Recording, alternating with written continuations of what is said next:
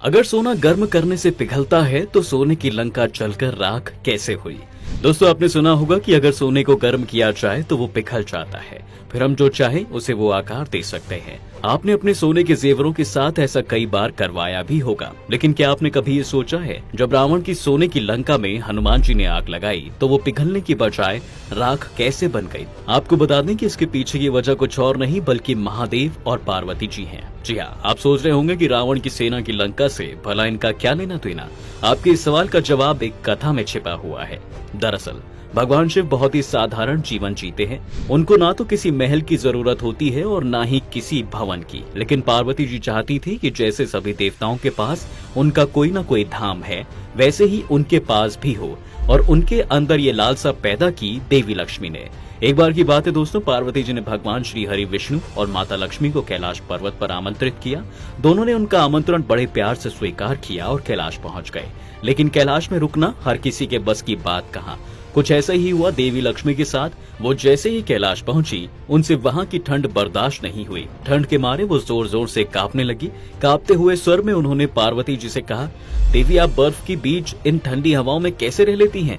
आप तो एक राजकुमारी रही हैं। आपका जीवन महल में बीता है, फिर आप इन बर्फीले पहाड़ों के बीच कैसे रह लेती हैं? ये सब सुनकर माता पार्वती को बहुत दुख हुआ। कुछ देर बाद देवी लक्ष्मी और विष्णु जी कैलाश से जाने लगे। जाते जाते उन्होंने भी पार्वती जी और महादेव को बैकुंठ आने के लिए निमंत्रण दिया। कुछ दिनों बाद शिव जी और पार्वती जी माता लक्ष्मी से मिलने उनके बैकुंठ धाम गयी।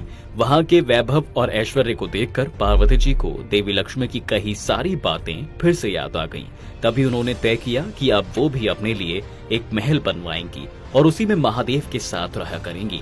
बैकुंठ धाम से जब माता पार्वती शिव जी के साथ वापस आईं, तो उन्होंने अपने मन की बात महादेव को बताई। भगवान शिव ने उन्हें बहुत समझाया, लेकिन पार्वती जी के हट के आगे उनकी एक ना चली और फिर उन्होंने विश्वकर्मा जी को बुलाया और उन्हें महल निर्माण का कार्य सौंप दिया।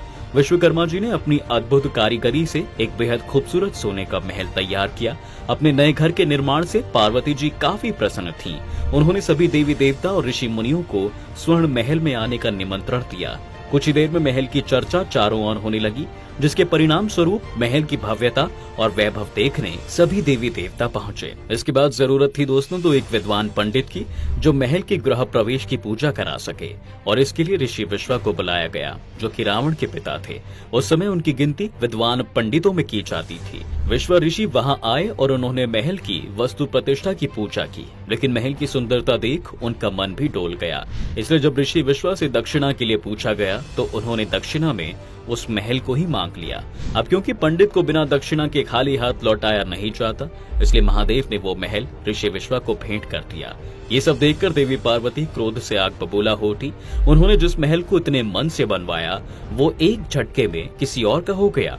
गुस्से से आग बबूला हुई देवी पार्वती ने उसी वक्त ऋषि विश्वा को ये श्राप दिया कि जिस सोने की लंका को आपने दान में मांगा है, एक दिन यही सोने की लंका जलकर राख हो जाएगी। जिसके बाद ऋषि विश्वा के पास से सोने की ये लंका धन के देवता कुबेर के पास पहुंची, क्योंकि कुबेर जी भी विश्वा ऋषि के पुत्र थे। इसके बाद रावण ने कुबेर जी से ये लंका छीन ली थी और इस तरह से ये लंका रावण की हो गई। सालों बाद जब रावण ने देवी सीता का हरण कर लिया था, तब उनका पता लगाने हनुमान जी लंका पहुंचे। तभी उन्होंने पूरी लंका को आग लगाकर राख कर दिया था और इस तरह लंका जलकर राख हो गई थी। और ये सब कुछ देवी पार्वती के दिए श्राप की वजह से ही हुआ था। हनुमान जी ने तो सिर्फ नियति का साथ देकर इस श्राप को सफल बनाया। तो दोस्तों, आपको ये वीडियो कैसे लगा हमें जरूर बताएं, और साथ ही वीडियो से जुड़े सवाल हमें कमेंट करके पूछना ना भूलें।